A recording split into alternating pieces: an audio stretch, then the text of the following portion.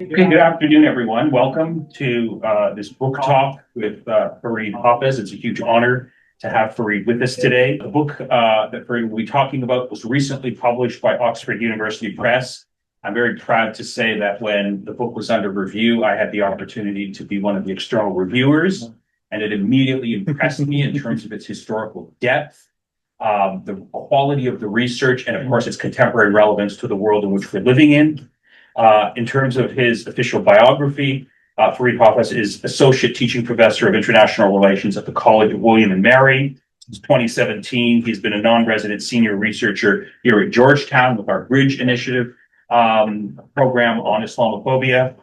2021 to 2024, he was the class of 1995 Distinguished Visiting Professor of International Studies at Williams College. And since 2015, he has had the distinguishing sort of reputation of being the lead sort of scholar behind the influential and widely respected European Islamophobia. He works also on religion and politics, and I said a moment ago, far-right parties and movements, racism, decolonial studies, etc. Farid, it's a huge honor to have you here today with us.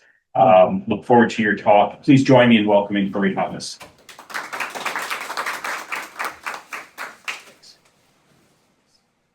Well, first of all, thank you so much.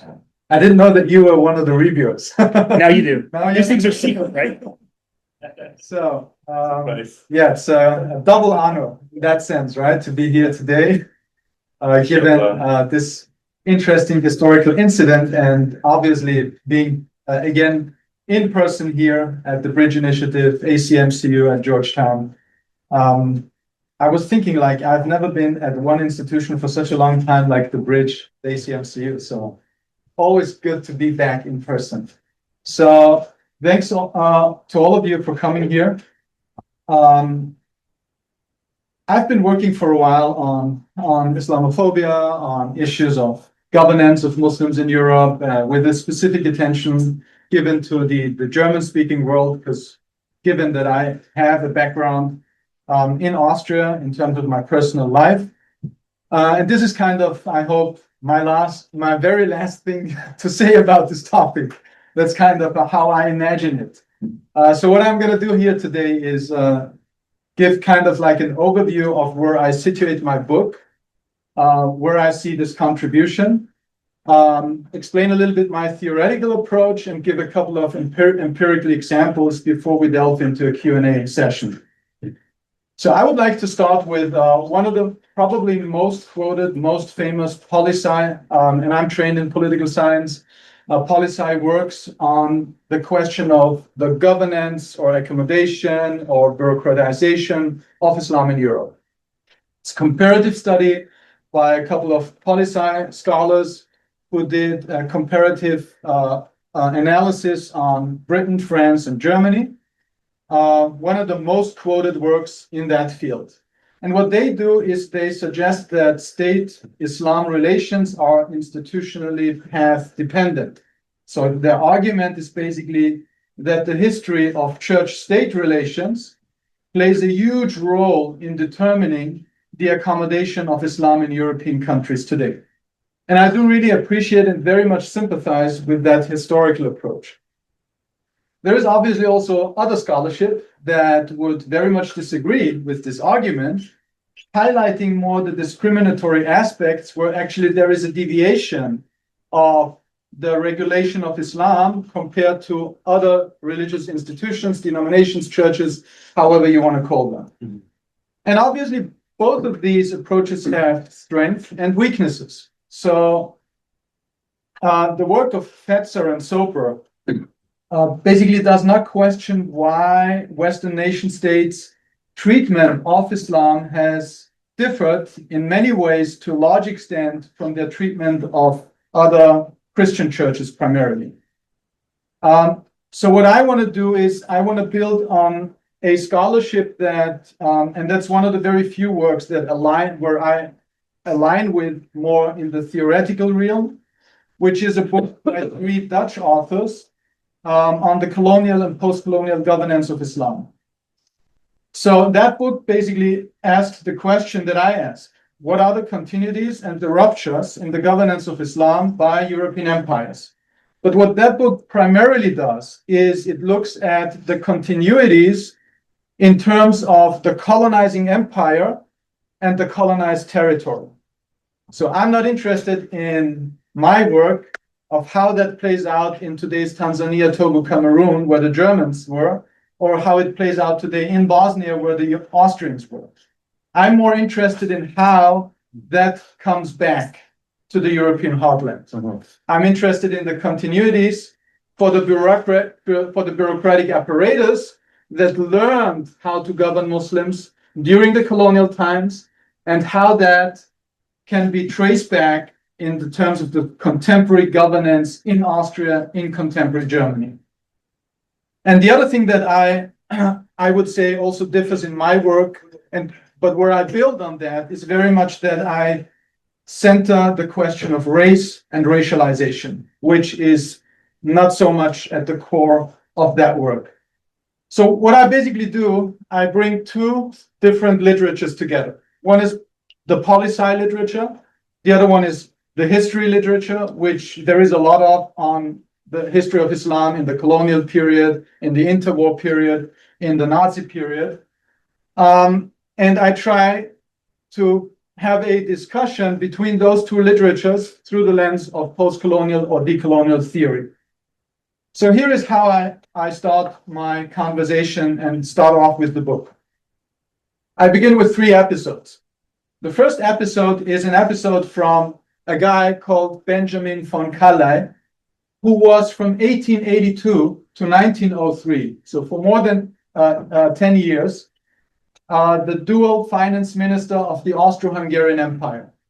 And he was the de facto main political figure that shaped the day-to-day politics in everything that happened in Bosnia.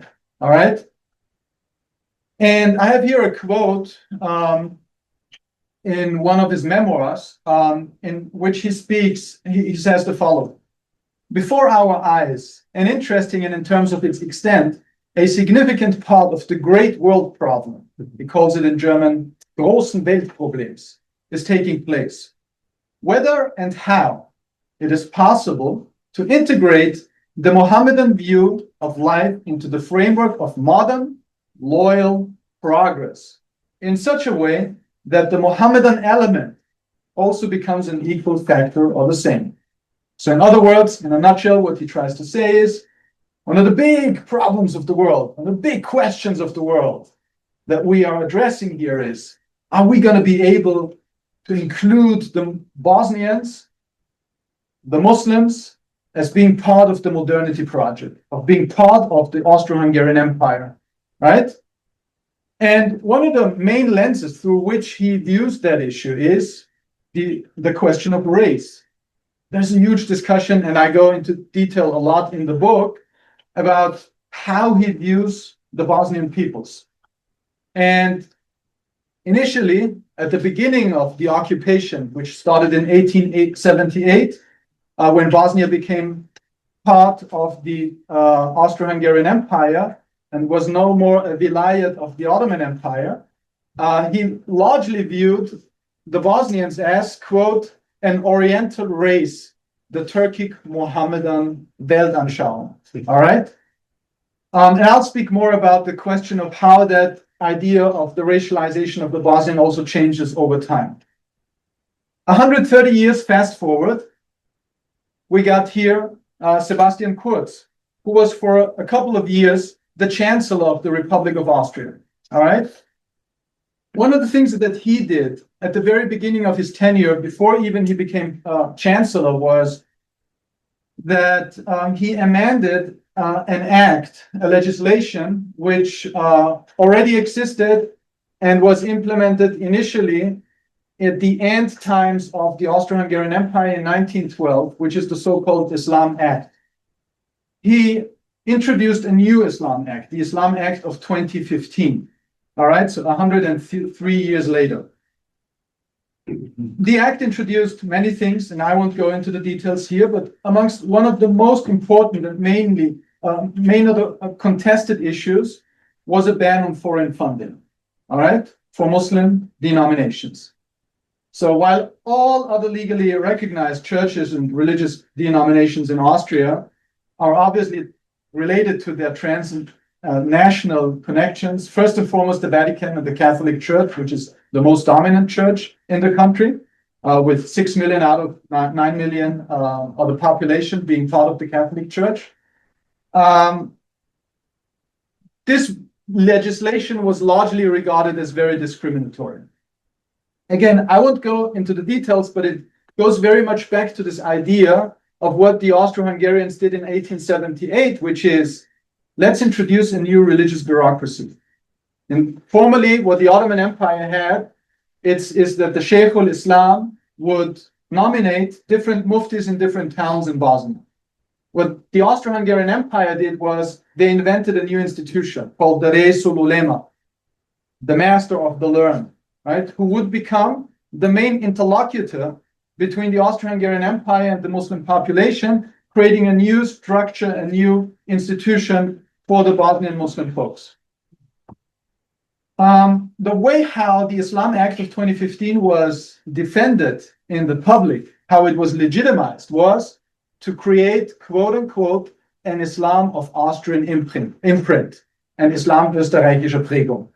All right? And the idea was to counter what later would be called political Islam, which is this idea of the transnational threat to Austrian sovereignty, which again, if you go back to the Austro-Hungarian Empire, reminds a lot of how the media was talking about all of those Muslim autonomous movements that tried to gain more autonomy and to push for their rights, that were also labeled as being part of the pan-Islamist conspiracy. All right, so that's the first episode. Let's get to the second episode in Germany. This is Karl Heinrich Becker. Everybody who's into Islamic studies probably knows that name. He is the founder of the still #1 flagship Islamic studies journal called Der Islam. He was a professor of Islamic studies at the Colonial Institute in Hamburg, which today is the University of Hamburg. All right? And like him, by the way, the other his teacher, who was also an Islamic studies scholar, Martin Hartmann, basically established the other flagship Islamic studies journal called Die Welt des Islam, which still is around in these days. So these Islamic studies scholars were very different to their Austrian counterparts. Austrian Orientalists were very much deep into analyzing texts, linguistics, old manuscripts. But these scholars were very much understanding Islamic studies as a form of applied Islamic studies. So they would go back and forth to the colonial territories of Cameroon, Togo, Tanzania to make field studies in order to inform and teach then the future bureaucrats that were trained at the Colonial Institute in Hamburg in order to create the needed infrastructure and the bureaucracy. So here I got a quote from him, which he said during one of the German colonial congresses, one of the most important institutions that brought together a variety of different political actors that were in one way or another involved in the colonial enterprise of the German Kaiserreich. In 1910, he says, the Islam question, and those of you who are into European studies probably are reminded of the idea of the Judenfrage, the Jewish question, right, which has a very similar connotation here. The Islam question is a colonial political problem of utmost importance, he says. The existence of the Islamfrage presumes the existence of a conscious Islampolitik on behalf of the administration. The government is aware of this big and difficult duty, unquote. Now here you see where I got the notion of the Islampolitik from, when I speak of basically my theory as the coloniality of Islampolitik. Islampolitik was and still continues to be a terminology that is used in German, primarily today, I would say, in legal and policy scholarship, but back then already introduced as an idea of how the colonial Kaiserreich would govern Muslim folks in those three territories.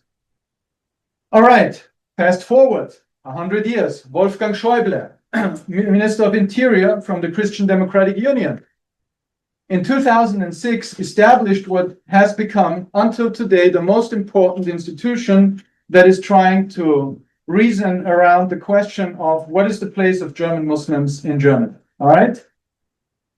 So one of the things that they established was the Deutsche Islamkonferenz, the German Islam Conference, which was kind of an idea to define the relationship between the Muslim population and the state institutions. And the general idea of, as it was legitimized back then, and it's still around, is to create what they would call a German imam. And this idea of the German imam was basically rationalized to say that we want the German imam in order to basically reduce the risks of national security and prevent terrorism. So it was very much in the wake of the global war on terror, this idea around what others here calls the securitization of Islam, right? We're going to have a talk this week on that very concept. Similarly, the German Advisory Council for the Wissenschaftsrat, Academic Council, which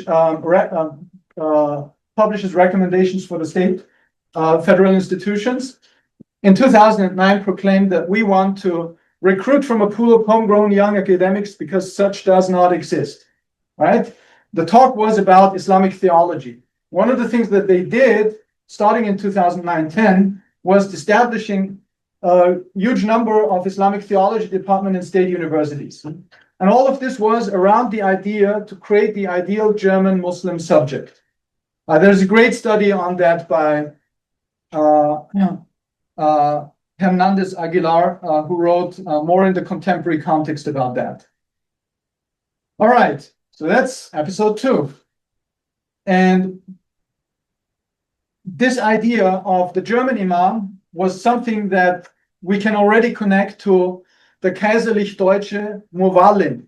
Muwallim is the Swahili word for the scholar, which was the idea to create the German Kaiser's imam during the times of the colonial empire. Now, episode 3 kind of brings that together in the time in between, which is Adolf Hitler, right? The Nazi regime. I talk a little bit about the interwar period, but the interwar period was really a time in which Muslims in both countries were very marginal, and as much marginal they were in a way in the German and Austrian heartlands during the Nazi regime, but they were very important for the war efforts. So Hitler obviously in Mein Kampf speaks not that well about Arabs being an inferior race, right? But the reality on the ground in a way necessitated that the Nazi regime finds a way to accommodate rather than to discriminate against, and thus alienate any potential allies, including, first of all, on a international scale, the Turkish Republic, but also what was even more important was to basically recruit Muslims for the war efforts. And that's why, starting in 1942, very late into the war, the Nazi regime and different power centers within the Nazi regime worked on different ways of how to institutionalize Islam, first and foremost in the educational sphere in order to propagate the war and basically fight on the Balkans, on the Caucasus, and the broader Middle East in order to fight back against what the Stalin Soviet Union created as the Muftiat, and also the French and the British who had mobilized their Muslims to fight fascism, right? So there is one interesting general in Croatia who was back then speaking about, in German, the Muselgermanen, very jokingly way. So it's like kind of the Muslim Germanics, who were those, the name for those soldiers who were mobilized for the Hunjar Division, which is the Bosnian Muslim troops in the Nazi regime. So you had a couple of different institutions being established. I won't go so much into detail, but obviously all of these episodes raise a question, which is, we have very disparate political regimes here, right? We have monarchies, we have colonial empires, we have a totalitarian state, and we have a post-colonial democratic republic.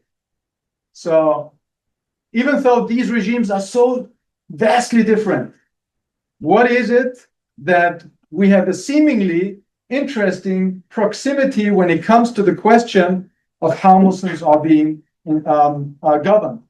And that is basically the question that I try to answer in that book, which is, does a colonial legacy exist in Austria's and Germany's contemporary governance of Islam and Muslims? And what are the continuities and the discontinuities of Austrian and German Islampolitik from the colonial times to the present? All right. So yeah, Adolf Hitler spoke of the positive Muslim policy. He did not use the notion of the Islampolitik as it was in the colonial and in the post-colonial times. All right. So where do I see my contribution? First of all, kind of advocate for more of a historical lens in the social sciences, which is very often reduced to the post-war on terror or post-1945 era, but really ignoring a lot of what is going on. And I know historians are usually very hesitant to say anything about the present, and so are political science very hesitant to go back in time. But I think it really is helpful for us to be able to better understand the contemporary. And then in a societal and in a political sense, what I address is what the German historian Jürgen Zimmermann called the colonial amnesia of Germany, or which the Austrian historian Walter Sauer called the national lie. I mean, other than in Germany, where there is maybe a small critical number of people who are aware of the colonial legacies, right? When we speak about the Holocaust, we more and more make the reference to Namibia and the genocide against the Herrera. But for the Austrian case, if you go on the streets and ask somebody, did Austria have a colony? 99.9% will tell you, no, never heard about that, right? And actually, I did a screenshot of somebody at LinkedIn when I advertised my book. A historian who is at the National Defense Academy in the Ministry of Defense in Austria, Walter Posch, with whom I also shared, I think 15 years ago, a panel one time. He said, Austria never had colonies, right? So even the more educated, the more informed will suggest you that Austria has no colonies whatsoever. So in that sense, this intervention is a fundamental intervention, right? And last but not least, and I think that's not only for the cases of Austria and Germany, but rather for Europe writ large, as the anthropologist Fatima Taib said, there is a racism amnesia, right? And that is by including the idea of racialization in this analysis is also trying to address that. So what I do is I look at those two areas. We have here basically in Germany, only in East Africa, Cameroon, Togo, those three places, a larger amount of Muslims, and obviously in the case of the Austro-Hungarian Empire here in Bosnia and Hercegovina. All right. And in a way, what I'm asking is like, which other scholars like Hannah Arendt, Aimé Césaire called how colonization returns back home to Europe, how that plays out in a more in the administrative sense. From a poli-sci perspective, one of the things that we do is obviously in comparative politics, where I'm trained, is looking at different cases. And what we actually have here is actually two very, very different cases, right? Germany and Austria couldn't be more different on the surface. So we have, in the case of Austria, proxy colony, in Germany, overseas territories. We have in Austria a colonial capital and colonial administration that was very, very close to the colonized territory. It took 1 to 2 days for a letter to arrive from Vienna to Sarajevo. Whereas in Germany, it took 1 to 2 months for a letter to arrive, which means that the control, the de facto administration in terms of the bureaucracy was basically the main figure the shaper of the day-to-day politics in the German territories, whereas in Austria, as I said before, Benjamin von Kallay, he was the main guy in the field, even though he was sitting most of the time back in Vienna, right? And then we have, in terms of the colonial subjects, white versus black and brown. One of the only few similarities is the duration of the imperial rule. The usual characterization is Austria, in case we do see them as a colonial entity, it's a soft colony, right? It's the benign monarchy. That's how it is characterized. Whereas Germany, not only with today's Namibia, is largely seen as a brutal rule, right? One of the few colonial empires where interracial marriage was banned by law, etc. And then when it comes to the post-colonial subjects, Muslim subjects that immigrated to Austria and Germany in the post-war era, in Austria we have around more than 20%, an estimation, of people from the Balkans, including Bosnia, whereas in Germany, very, very small to no, almost no folks coming from those territories. And then maybe one also of the strongest differences is in terms of the legal recognition. Islam is being recognized since 1912 with the new act in 2015, whereas in Germany there is hardly any legally recognized religious denomination except of the state of Hesse more recently. So, what's my theoretical approach? My theoretical approach is based on the idea of the coloniality of power introduced by different decolonial scholars like Annibal Quijano, who came up with this idea. It's the idea basically of the residual effect of colonialism. Coloniality addresses the continuity of patterns of power between the colonized and the colonizer in the post-colonial world, patterns that persist today and can thus be seen as constitutive to modernity itself. So according to Walter Mignolo and Catherine Walsh, the essence of this coloniality of power lies in the way it informs the logic and practices of the legitimization of categorization, regulation, subordination, and control of racialized others. And one of the core aspects of this, as we have seen it in Austria and German, in both cases, is the idea of the civilizing mission that was very prominent in both cases. So when I speak of the coloniality of Islampolitik, I see this as an integral aspect of the modes of regulation of racialized bodies by white Europeans who have imagined Europe as the homeland of white Christian or Christian secularized spaces. And I draw basically on the idea of Foucault's concept of the dispositive, which is to understand Islampolitik as the sum of policy approaches to govern, administer, control, and regulate Islam and its followers. And both Christianity and white secularity, a concept that refers to the pattern in which certain forms of religion, which is first and foremost white Christian, are not just welcome in the secular sphere, but they are defined as part of the secular contract. So they become part of the dominant power structures themselves. And drawing on the idea of Frantz Fanon, who speaks of racism as something that has not hardened, but rather renews itself, adapts itself, changes its appearance, and by that also seeing religion somehow as a quasi race. All right. I'll skip this more theory part.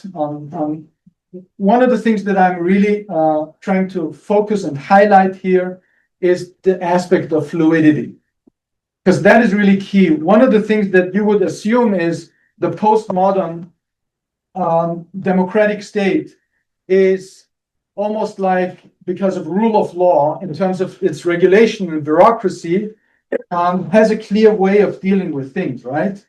And you could assume that maybe that was very different in the colonial era, where it was really very much dependent on who would be the main chief in what kind of locality.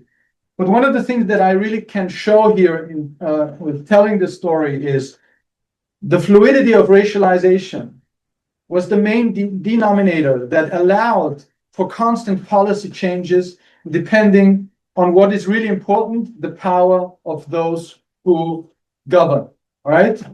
And in a way, one of the things that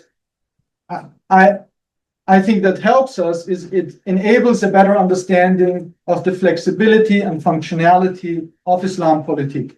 Or to put it in the words of Karl-Heinrich Becker himself, who said in one of his writings, the diversity of religion is the very natural expression of the natural diversity of the races, kind of merging the two ideas of race and religion as we initially got to know it in the 15th century. So what I do in terms of the analysis is I picked two policy fields. One is religious bureaucracy and the other one is religious education. So with religious bureaucracy, what I mean here is the restructuring, basically the way how Islamic institutions have been institutionalized. In other words, who has the authority to speak on behalf of Islam?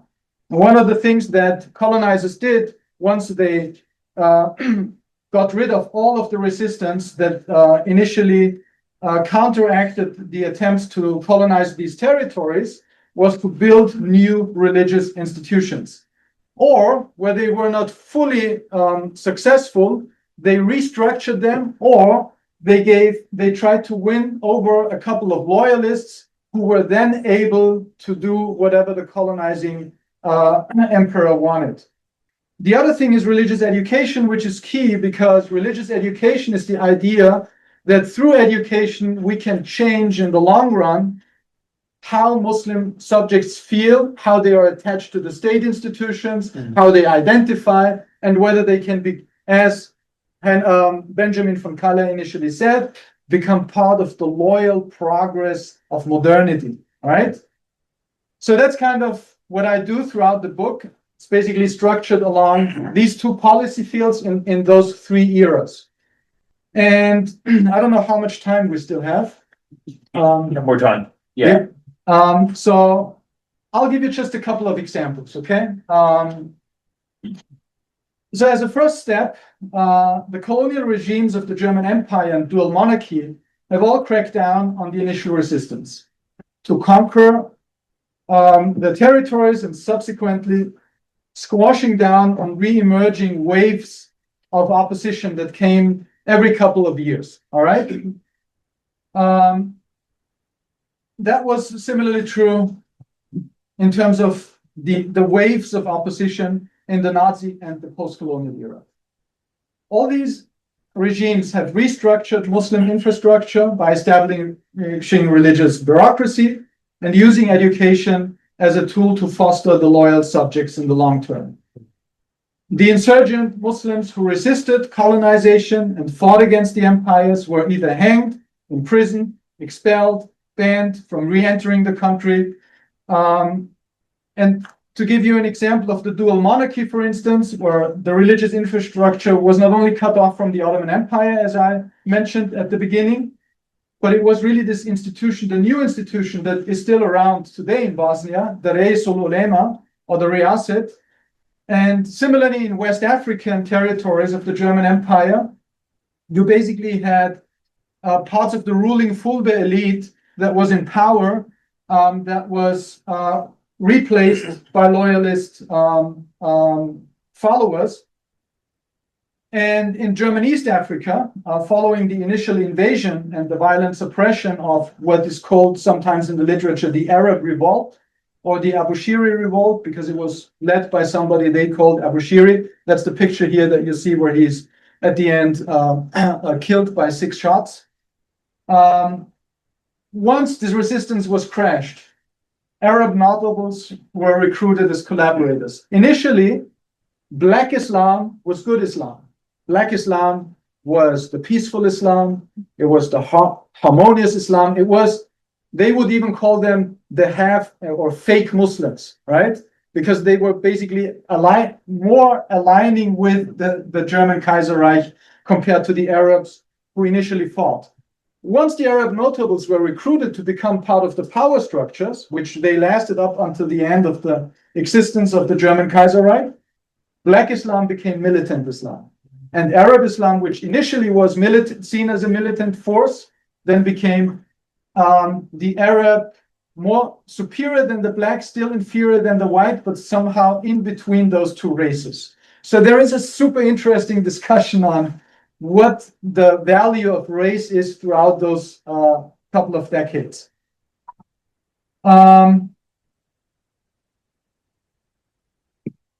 So we had, and this is a picture from the Habsburg monarchy, we had the Reis ul Ulema, who was then becoming part of kind of the nobility. There were the first Bosnian Muslim who was knighted and became part of European nobility was the mayor of Sarajevo, Kapatenovic. You had all these ceremonies of symbolic power sharing in which the Muslim leadership was included. And still, at the very same time, simultaneously, you had several other resisting movements that tried to fight together with the Ottomans, with the Hungarians that felt suppressed by the Austrians and the Serbs, to fight for more autonomy in that region. In Germany, you had the German Mowallin, Kaiserlich Deutscher Mowallin, as they called him. And then in the Nazi period, you had new institutions being established, like, for instance, the Islamische Zentralinstitut, which is still around, or other existing institutions that were co-opted, like the Islam Institute in Berlin, for instance.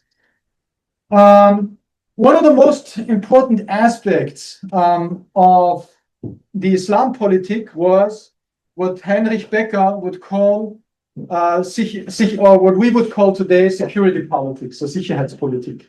And he writes in one of his readings, strict surveillance of Islam is the first and most important task of the Islampolitik, right? And I think that's really holding true until today. So all these policies were based on the control of the few Muslim elite figures, the surveillance of the masses, and the long-time goal of, even if it was only wishful thinking, proselytizing those Muslims in the long run. So people like Benjamin von Calais would see that as the long-time goal. Heinrich Becker was actually a very secular guy who played the missionaries against the Muslims and tried to balance them out in the interest of the state, of the German Kaiserreich. But socially controlling Muslims to become loyal supporters of the regime was basically accomplished by putting religious authorities on the administration's payroll. And it's super interesting if you look into those readings and the letter exchange of how they are talking about those local Muslim figures and how they would treat them, how much money they would receive in order to shut up, and so on and so forth. What is even more important, I think, is in the post-war era that this pattern continues to exist. Now, let's talk, for instance, about the German context. A lot of people would say, oh yeah, Sicherheitspolitik is one of the raisons d'être for the post-war German polity, right? We have the idea of we want to overcome the Nazi regime. We are now institutionalizing the wehrhafte Demokratie, the defensive democracy. Now we basically put all the extremist groups, be it right-wing folks, left-wing folks, Muslim folks, all under surveillance. But again, if you go back to the German Kaiserreich, you will see that they already had long lists of different Muslim movements that they were surveilling. Even those, as for instance, the Mecca letter affair, as it was called, was highly religious, but the way of how it was perceived by the ruling elites was that it was a potential political uproar that was in the making. So any kind of religious activity was, in the German specific colonial case, it was specifically also an opposition to the patriarchy that was existing, because it was women who were joining these dhikr gatherings of the tariqat, of the, I forgot the name, but basically what the Germans then dubbed the zikir, and zikir was basically a name that they used to call those what they perceived as insurgent Muslim movements. And since in the German Kaiserreich, women writ large were not allowed to politically organize in the public, therefore, that the existence of such a religious infrastructure was per se a critique of the very existence of the political establishment. One of the strongest contrasts between Austria and Germany was certainly the time of 1945 up until the end of the Cold War and the beginning of 9/11, where Germany opted for what some scholars have called embassy Islam, so basically outsourcing questions of religious infrastructure to the countries of origin of the immigrants. Whereas in Austria, you had in 1979 the establishment of the Islamic Religious Authority. And here again, the question of surveillance was key. Because the guy who became the president, who was elected by a couple of Muslim institutions, remained in power until he died, like kind of an Oriental dictator. That's how you could put it. But the funny thing is, like the Muslims who initially voted for him and tried to get rid of him after a year, were not able to do so for 20 plus years because he was seen as the guarantor of security for the German Interior Ministry. He was a student at the police academy and was largely seen as, when I looked into the archives and investigated how the different authorities were talking with each other about this person, it was basically the guy who keeps the terrorists, and back then it was the fundamentalists, in check. That's how people referred to him. I did back then a lot of interviews also with people who knew him, and it's really fascinating just to see like how basically he was seen as kind of the security of the Austrian state within the Muslim community. All right. Colonial politics is modern policy of natives, Eingeborenenpolitik, that makes the native element more subservient to the interests of the motherland through slow development. That's one of the statements that I picked from many that you can find in the book, where basically the rationale of the idea of how to educate the Muslim subjects was basically articulated. I spent a lot of time also on the question of the racialization of language that was key, which is trying to get rid of Turkish, Persian, Arabic literature in the Bosnian era, of Swahili, and because of its Arabic influence in Tanzania, and how today the question of German language is highly contested again in the public space, as you probably all know, those who are following these questions. I don't want to go too much into detail here. Maybe one note on the question of racialization. As I showed initially, for instance, for the Bosnian folks, they were seen as an Oriental race. At the end, they were seen as part of the European aristocracy, the Bogumil, and there was a whole new race idea that was introduced that was also then used by basically and proposed by those new Muslim white Bosnian elites that were seen as being part of a larger European Western infrastructure, which is also, interestingly enough, I think, something that still continues to live on in today's Bosnia and the way how they behave in their geopolitical context vis-a-vis Brussels and their neighborhood. All right. I think I'm going to stop here so we have enough time for a Q&A and for any comments, critical engagement. Thank you so much for your attention, and looking forward to a great discussion. Thank you. I'll pose the first question, then we'll open it up. Thank you for the overview of the book. You know, as I said, when I was reviewing it in manuscript form, I love the historical depth and the continuities from the past to the present. How would you respond to the argument that the German and Austrian sort of obsession with Islam is not really an obsession with Muslims and who they are? It's really an obsession with political control. As long as Muslims are loyal, as long as they're not politically engaged, as long as they just do their private worship, whether back then in the colonial period or today, and they don't ruffle the feathers of established interests or allies that Germany and Austria have, let's say today in the Arab world, there's no problem with Islam or Muslims. It's perfectly fine. They can stay there. But when they start to express and try to organize independently to express, for example, solidarity with the Palestinians or to challenge authoritarian governments in the Islamic world, then all of a sudden we need new rules to control them. So the problem, in other words, is not race. It's not even Islam or Muslims. It's the question of political control and loyalty. As long as you have subjects that are loyal to the established order, they're welcome to exist under German or Austrian rule. As soon as they become independent politically, then we have to regulate their behavior. How would you respond to that argument? I think you're right. That is certainly the case. And you made a good argument for that.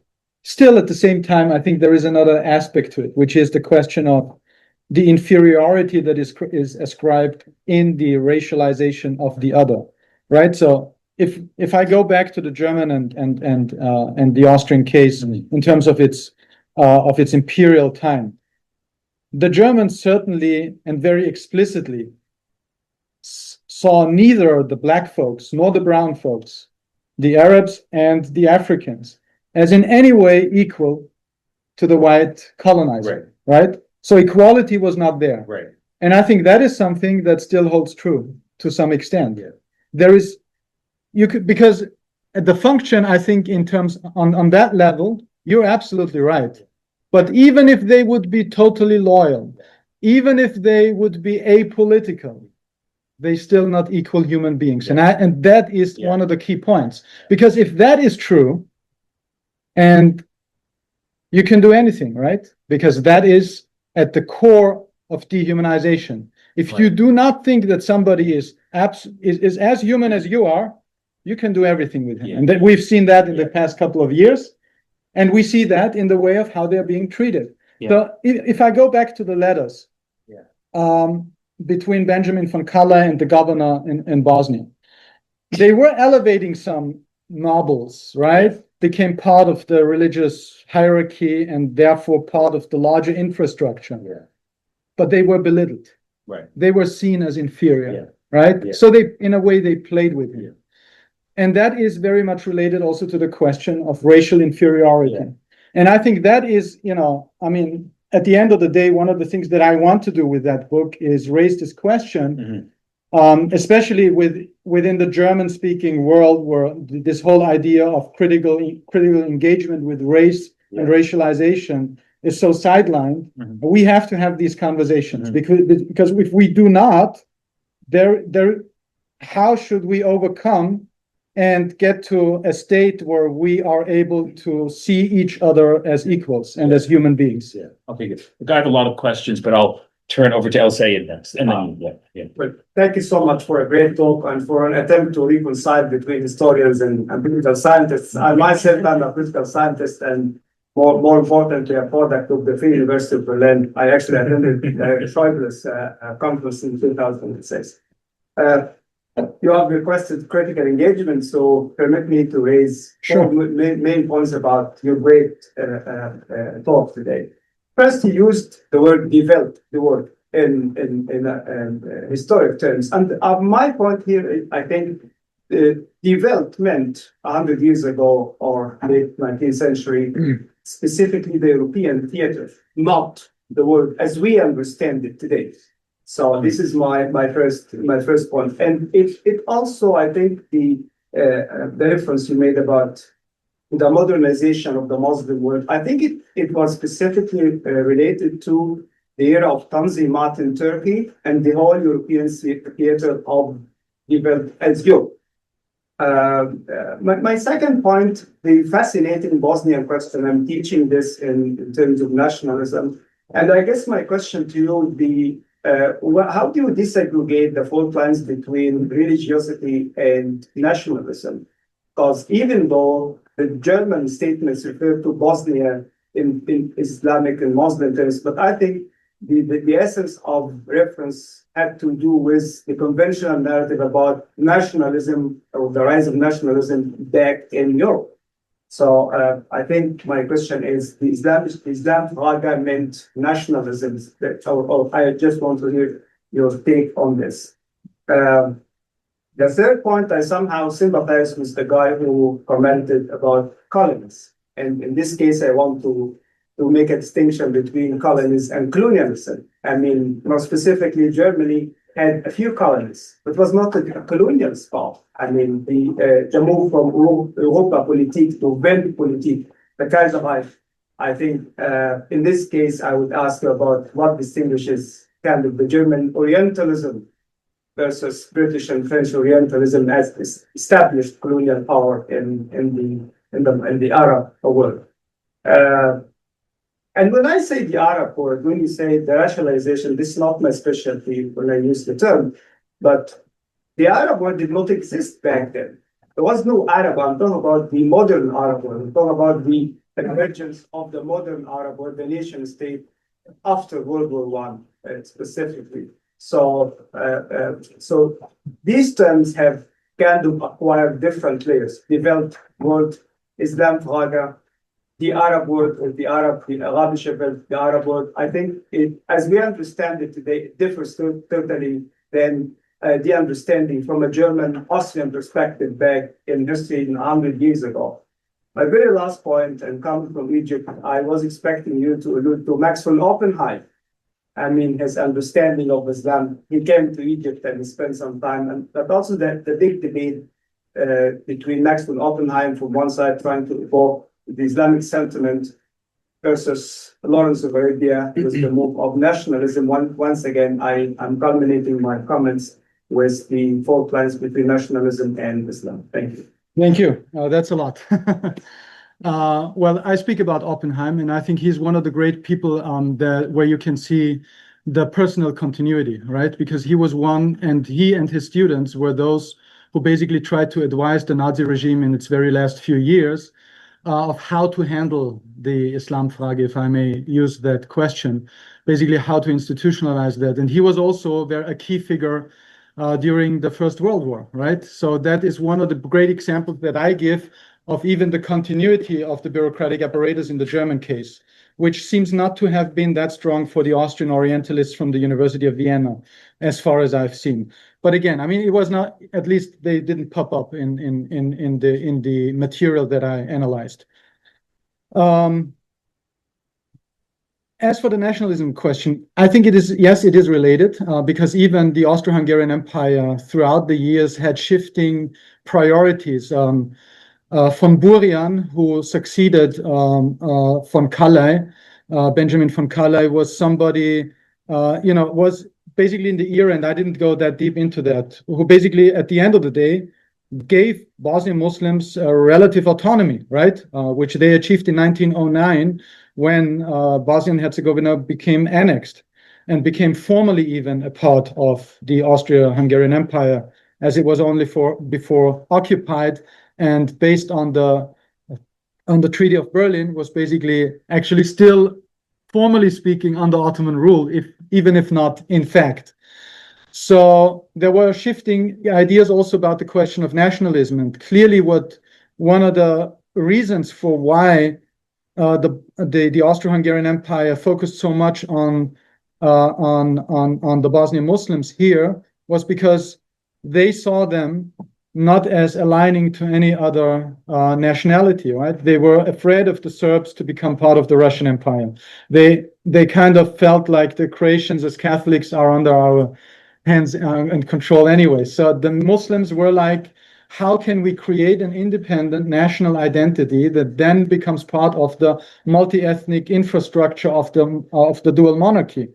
So yes, it was tied to that. And I mean, there are great historians who have written about this one book, Taming the Balkans, where he does a comparative analysis on those three different groups, right?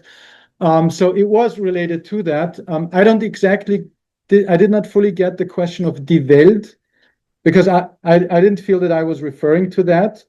From an IR perspective, Die Welt meant Europe. Yeah, but where did I refer to Die Welt? That was the first statement about den großen Weltproblems. Yes. Okay. All right. Yeah. I mean, I think the general question which I'm interested in here is like, how can Muslims become part of what was conceived of as a modernity project in the late years of high imperialism? That was for me like the main question here. I did not look at it from an IR perspective in that sense, even if I'm an IR person. Yeah. Good, very good. I hope that Yeah, addressed good. some of your questions. Very good. Yeah, Thank the you. floor is open. Yeah, go ahead. Sorry, you're next. Yeah. Yeah, I'd like to ask about the role of Allah, who was still in Istanbul at that time. Was he helping the Muslims in Bosnia who switched, sides from getting affiliate of the empire to the new empire? And once 1914 came about and they became united as allies, does that make Muslims also on par with everybody else? It's a great question. Absolutely. And I obviously did address that. Can you clarify the time period that we're talking about so everyone Yeah. So in 1878, when Bosnia and Herzegovina kind of came under the control of the Austro-Hungarians until the beginning of World War I, 1914, or the end of the First World War, 1918. It was no more part of the Ottoman Empire, no more a vilayet. The main issues that they were trying to negotiate was, are we still under Muslim rule, right? Because for them, that was a strange thing. Yeah. And after the resistance, there are estimations between, I think, 60 and 150,000 people basically fleeing Bosnia, going to different parts in the Ottoman Empire.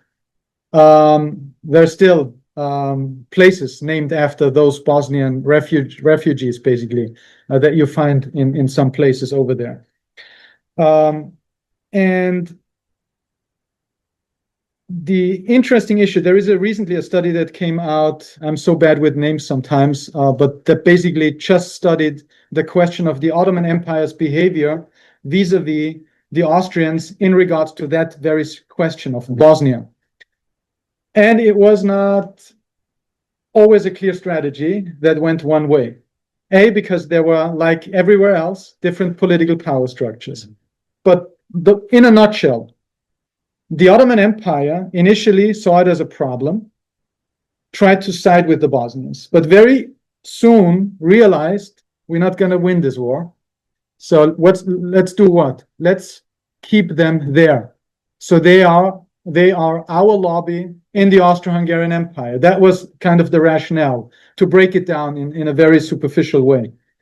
So the Ottoman Empire was in a way important on a religious symbolic level, because the religious leadership, and it was the political structure was the religious structure at the same time, right? That was how the Ottoman Empire was built. So taking control of a religious structure had a different meaning than also in the post-war era in that sense. So what is important is they retained that sort of religious affiliation, while de facto they didn't gain anything from the Ottomans. They always tried to get, through diplomatic pressure, get some sort of recognition. And there is one important thing. The Reisul Ulema, who was the new institution that the Austrians established, usually he would get what they called the Menshura, which is the accreditation from the Sheikhul Islam from the Ottoman Empire. So once the Austrians came and said, we're going to invent this new institution and we're going to name this guy, the Ottomans came and say, we're going to give him the Menshura first, in order to symbolically be the ones who are still have the say, right? So there is a super interesting dynamics here. I think what really then becomes important in 1909 with the Young Turks, that this opened a window of opportunity for the Austro-Hungarians, jump in, basically take Bosnia, control it. And I think the super interesting aspect then in the First World War was that in that moment, what was from the 1870s to 1914 a problem, which is the militancy of the Muslims, then became an asset. And you had the German Kaiserreich approaching the Sheikhul Islam saying, hey, can you do a fatwa that all Muslims all around the world should go on to war against our enemies? So that is also part of what I discuss here, which is the racialization of the threatening Muslim, which then becomes actually a great asset, again, then in the Nazi period, right? And let's see how the story is going to continue. Today, it's a threat again. Great. So the floor is open. Yeah, Jonathan. Yeah, thanks for your presentation. One of the very many interesting things you discussed is the continuity of the Islampolitik over time and across configurations of power, across configurations of state. And what that leads me to wonder is how much of this do you think is rooted fundamentally in Westphalian conceptions of the subject? And as a second question connected to that, do you think that racialized politics are are they always going to accompany a Westphalian structure? Because fundamentally you're talking about who controls the power within the unitary actor of the state. And it seems to me like the one consistency that you see time and time again is the narrative of superiority, inferiority, whether that's in the context of the colonial power, the metropole, or it's even in the context of the colonized. You see that same fundamental dynamic happening within the elite structure of the colonized, of the conception of who is the inferior and who is the superior, as you were mentioning in the case of Zanzibar. Mm-hmm. Yeah, absolutely. I think that is totally a very important key aspect. The question of subjectivity and in a way the relationship that defines the modern nation state project and the individual, right? And how the definition of this relationship is being negotiated. I think one interesting aspect is, I mean, maybe the strongest interruption is probably the Nazi regime, because then the whole bureaucratic apparatus was around the question of war efforts. Whereas if we go to the colonial period and the post-colonial, even in the institutional management, you had the cult in the case of the Austro-Hungarian Empire. It was the cultus office that was established in the mid-19th century that still is around today. So you even have, in terms of like a bureaucratic memory, you could almost say, that goes back and tries to rationalize a certain way of behavior vis-a-vis specific religious groups that continues to exist, right? And we're speaking here about more than 150 years, which in the German case is more the Ministry of Interior in the post-war era, and in a way different institutions that were active during the colonial period, because you had a lot of colonial departments and different in the Foreign Office and different polities within the nation state. But the strongest continuity in terms of even institution-wise is certainly here in the Austrian case compared to the Germans. I don't know if that distresses you. Okay, last question from me, which is more of a contemporary question that for you is both personal and political. Mm-hmm. What was happening in Austria in 2015 that necessitated the passing of a new Islam Act? All of a sudden, this issue had to be dealt with in Austrian politics because something allegedly wasn't working. Okay. And we needed a new Islam Act that dealt with the question of foreign funding as a way of dealing with this alleged social problem. Can you give us the backstory?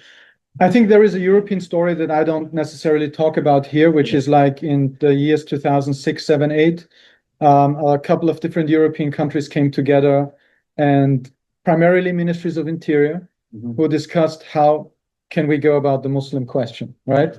So it's all the security apparatuses.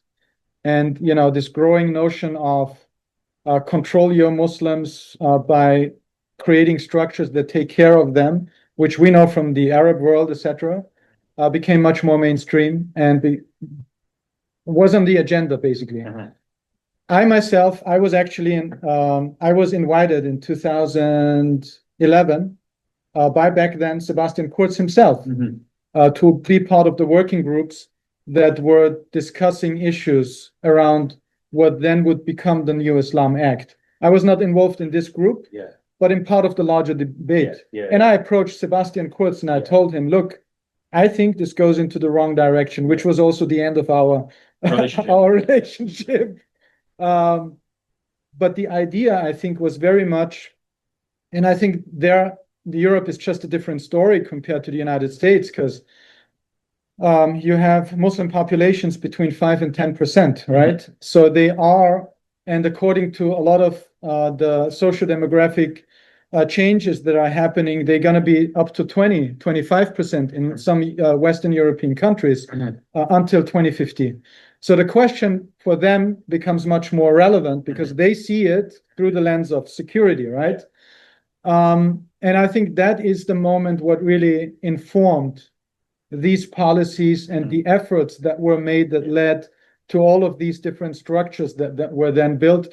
And, initially I wanted, this book came out of an idea of actually a research project that I had prepared for the European Research Council. And it included a couple of other European countries. So the book was just like, okay, I didn't get the grant, so I did this book project because one of the 5 reviewers said Austria had no colonies. So that's why there was a dead end street. But basically my argument would be, I assume that what I wrote for these 2 countries is basically true for all of the older empires and their post-colonial inheritors. Great. Wonderful. Farid, thank you for being here. Fascinating book project. Congrats on getting the book published. Please join me in thanking Farid Hafez.